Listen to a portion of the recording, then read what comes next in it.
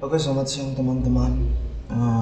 Hardware pada sistem komputer itu terbagi atas 3 bagian utama, yaitu input processing unit dan output unit. Nah, dari ketiga bagian ini saya coba menjelaskan atau memberikan contoh masing-masing buah. Yang pertama, yang pertama adalah hardware unit input atau input unit. Ada apa saja? Di sini ada keyboard, itu alat untuk mengetik, digunakan untuk memasukkan data berupa huruf, angka, dan simbol serta melakukan perintah-perintah pada komputer. Dan yang kedua itu adalah mouse. Mouse ini fungsinya untuk menggerakkan kursor scroll, mana fungsi dari mouse ini membuat komputer bisa menjalankan perintah yang diinginkan oleh pengguna atau user. Yang kedua yaitu hardware processing unit.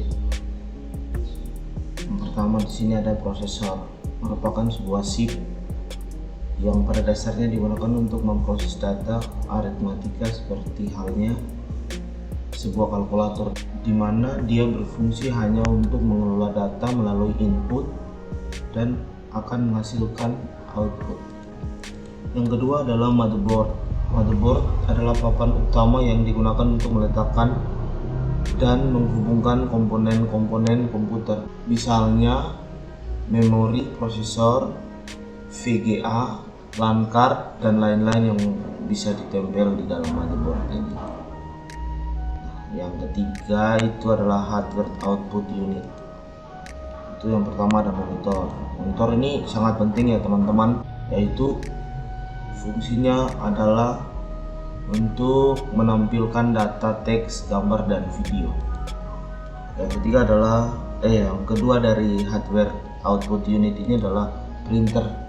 Printer merupakan perangkat keras yang berfungsi untuk mencetak data berupa teks, gambar, maupun foto. Oke, soal kedua yaitu bagaimana kita merakit komputer dengan urut. Yang pertama itu adalah pemasangan prosesor. Pemasangan prosesor ini harus dengan hati-hati, karena jika tidak hati-hati, prosesor bisa mengalami kegagalan atau bisa mengalami kerusakan. Yang kedua adalah pemasangan motherboard pada casing. Pemasangan motherboard ini harus sesuai dengan buku petunjuk atau casing yang disediakan. Yang ketiga pemasangan RAM. Pemasangan RAM juga harus dengan cara berhati-hati dan harus dipasang dengan benar agar dapat dibaca oleh motherboard atau slot yang disediakan. Yang keempat yaitu pemasangan hard disk. Yang kelima adalah pemasangan VGA card dan sound card. Pemasangan ini dilakukan bila diperlukan, karena bawaan dari motherboard itu biasanya sudah ada VGA card dan sound card bawaan, dan jika diperlukan untuk tambahan maka pemasangan ini dipasang di tahap yang kelima ini. Nah, selanjutnya adalah pemasangan motherboard ke dalam casing. Pemasangan motherboard ke dalam casing harus sesuai agar tidak terjadi sentuhan antara hardware lain sehingga mengakibatkan kerusakan atau hal-hal lain. Setelah pemasangan motherboard, kita akan memasangkan power supply yang akan dipasangkan di dalam casing yang sudah disediakan.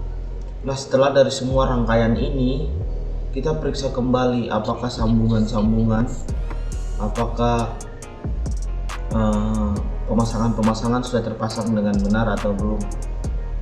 Jika sudah terpasang dengan benar, maka komputer sudah jadi dirakit. Selanjutnya adalah di AMI BIOS, permasalahan apa yang timbul dari bunyi bit berikut dan bagaimana mengatasinya, yaitu yang pertama, satu bunyi bit pendek, yaitu RAM rusak atau tidak terpasang dengan benar.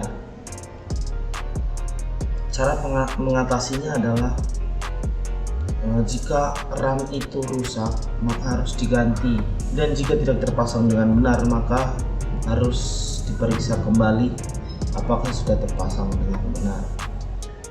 Nah, yang kedua ini adalah 5 bunyi bip pendek, yaitu menandakan prosesor bermasalah, perlu diganti.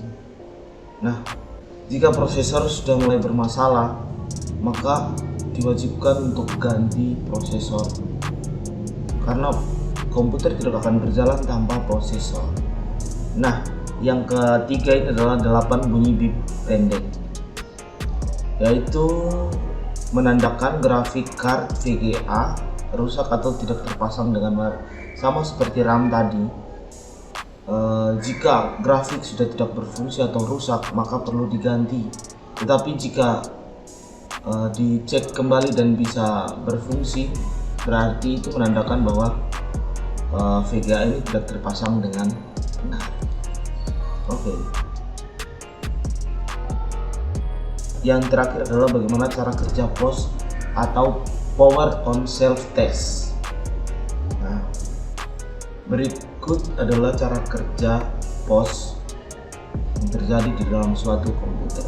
Yang pertama adalah pada saat komputer dihidupkan, program POS akan tes power supply, ditandai dengan lampu indikator power menyala, kemudian kipas pendingin power supply berputar. Yang kedua, secara otomatis melakukan reset pada kerja CPU oleh sinyal power good yang dihasilkan oleh power supply. Yang ketiga adalah POS mengecek BIOS beserta isinya. BIOS harus dapat dibaca oleh POS.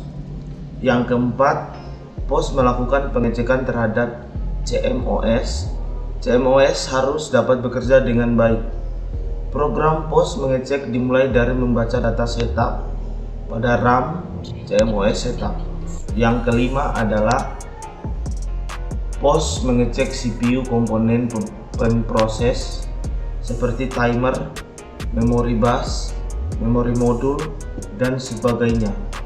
Memori sebesar 16 KB harus tersedia karena memori tersebut dipakai untuk keperluan ROM BIOS dan menyimpan kode POS.